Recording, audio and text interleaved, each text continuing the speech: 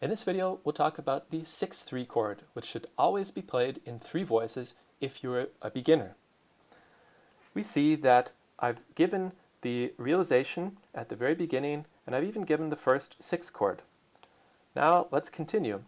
As you know, if there's no figure written, you play the 8-5-3. We have the 3, we add the 8 and the 5. And I really recommend that you do this at the keyboard. It's much easier to visualize the intervals at the keyboard. So we have a G in the bass, we have a third.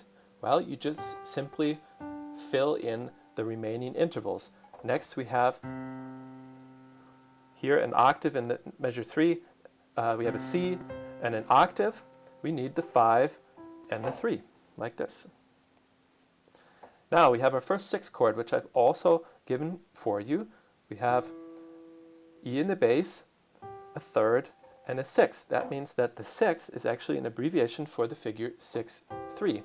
Same with the next harmony, and we don't have to change the chord when the bass leaps here, and we don't have to change the chord here or here, because the upper voice indicates the duration of the chord itself. Same thing here, we simply add over G. We already have the 5th, we need the 3rd and the octave. So you're working simultaneously at the keyboard. You're seeing, feeling, and hearing all of these intervals while you're also writing it down on paper. And from C we have the 3rd, we need the octave and the 5th. Okay, now we get to our first 6th chord. We know that 6 is an abbreviation for 6-3, and so all we need to do is see what we have.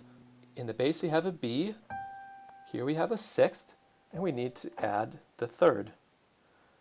Next chord, C in the bass, A in the soprano, that's our 6th, we need to add the 3rd. Now we come to an isolated accidental. You need to know that that applies to the 3rd over the bass. So this is an 8-5-3 chord, not with F, but with F sharp. So D in the bass, we had A in the soprano, our 5th, and then we needed a 3 and a 5, but the 3 becomes a sharp. So that sharp, of course, indicates that we are modulating to the key of the 5th degree, the dominant of G major. So that means that this is no longer the 7th scale degree in C major. We are on our way modulating to G major. Of course, it would be possible to understand it in C major as well, because we haven't heard F sharp up to this point. I just did it in terms of the new phrase starting here in the dominant, just to make things a little simpler. Okay, and the last chord would be, we have G in the bass, and we have G in the soprano, that's our octave. We need the 5 and the 3, continuing in close position. So we've reached a cadence in the dominant. Let's see what this sounds like. So you practice nice and slow, under control.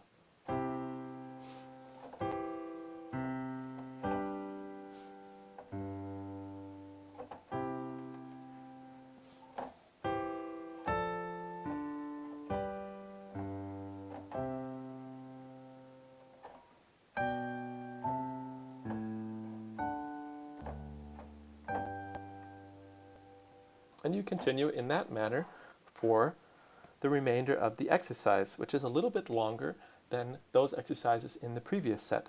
And he gives 3 exercises that involve the use of 6 chords. I'd like to look at one particular passage, namely the use of a 5-6 or 6-5 progression. So we see that right here, even though there's not a dash in between it, we can recognize that there could have been, Kellner could have done that, and the dash usually shows that that progression remains in a single voice, and that is exactly what we already have. Above D we have our 5th, and above D we have our 6th B. So as described in the previous video, this progression should be realized in 3 voices. We already know that the 6 is realized in 3 voices, but the 5 is as well. And what you can do to show that this is kind of a contrapuntal unit, instead of writing 2 quarter notes here, you could just write a half note for the third and the third here, like this.